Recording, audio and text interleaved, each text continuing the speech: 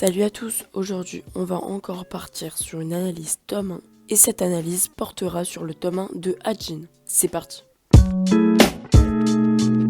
Hajin est un seinen dessiné par Sakurai Gamon et scénarisé par Miura Tsuhira. Il est édité chez Glénat en France et Kodansha au Japon. Renversé par un camion en rentrant de l'école, le jeune Kei meurt sur le coup, mais quelques instants plus tard, il ressuscite mystérieusement. Dès lors, sa vie de lycéen bascule. Une étrange organisation gouvernementale tente par tous les moyens de le capturer, afin de mener des expériences scientifiques sur lui. Rapidement, il apprend qu'il n'est pas le seul à être un Hajin. Personne ne sait exactement comment ils sont apparus, ni pourquoi ils existent, mais les services spéciaux du gouvernement sont prêts à user de tous les moyens pour le découvrir.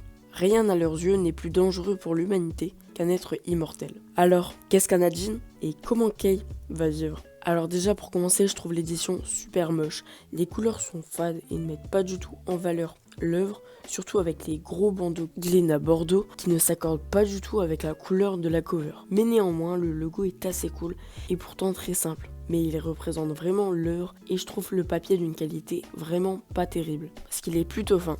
Et au début, on a quelques pages en couleur bien sympathiques. La première page est très marquante et mystérieuse, ce qui nous donne vraiment envie de continuer la lecture. Et ça titille notre curiosité. Le dessin n'est pas du tout constant, il peut être très beau et une page après très moyen, avec des traits grossiers. Le crayonné du dessinateur n'est pas du tout précis, et le dessin est spécial et inhabituel. Donc il va pas plaire à tout le monde, ça c'est sûr. Mais moi personnellement je l'ai trouvé assez sympa et on s'y habitue quand même. Et il est unique à l'œuvre. Le dessin est aussi très imagé, notamment au niveau des yeux des personnages. Ils sont un élément très important et utile du dessinateur. Car quand on voit Kei comme Hajin, ils deviennent bien souvent plus effrayants, alors que habituellement ils sont mignons et enfantins.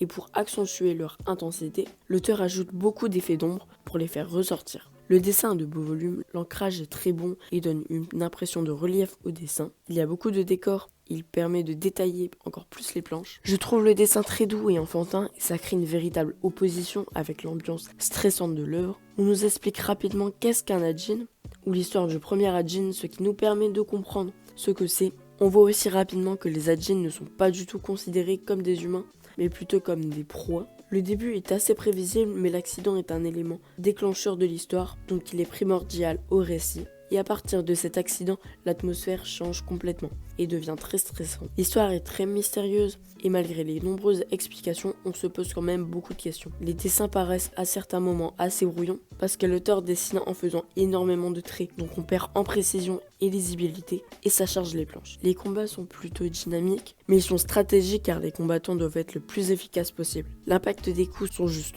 très bien transmis grâce aux nombreuses lignes de vitesse. Le dessin est très dynamique dans la pagination, le découpage des cases ou encore l'utilisation des différents plans mais aussi les lignes de vitesse et les mouvements des personnages. Les plans sont toujours très intelligemment choisis et permettent de transmettre un sentiment ou une émotion.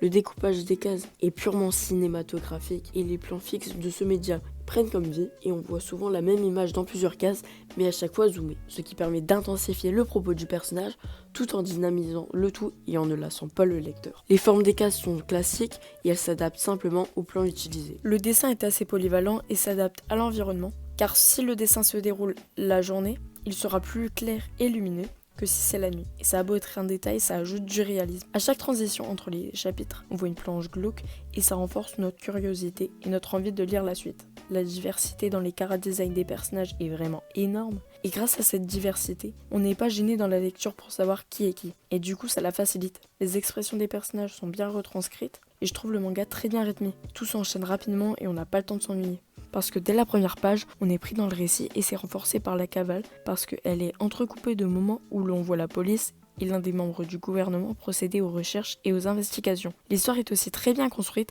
originale et elle démarre très vite et monte en puissance au fil des pages.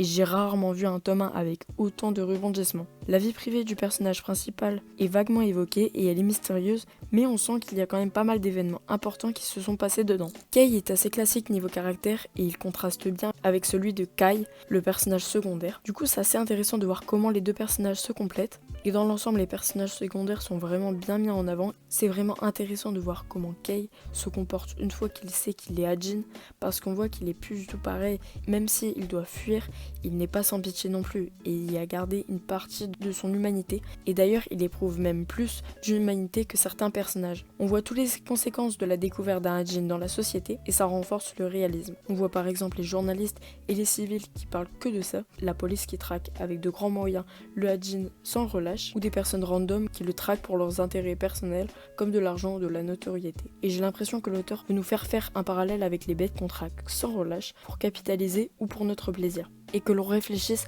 à est-ce que ça vaut vraiment une vie humaine. Et à chaque fois qu'on découvre un personnage, l'auteur montre directement sa nature et on se fait rapidement une image de ce personnage. Alors dans l'ensemble, je pense que tu l'as compris, mais j'ai beaucoup aimé ce premier tome de Hajin et je pense que je lui mettrai un 13 sur 20. Sur ce, merci beaucoup pour les 600 abonnés, c'est vraiment incroyable ce qui se passe. N'hésite pas à t'abonner et à liker la vidéo. Sur ce, bonne journée, bonne soirée, ciao.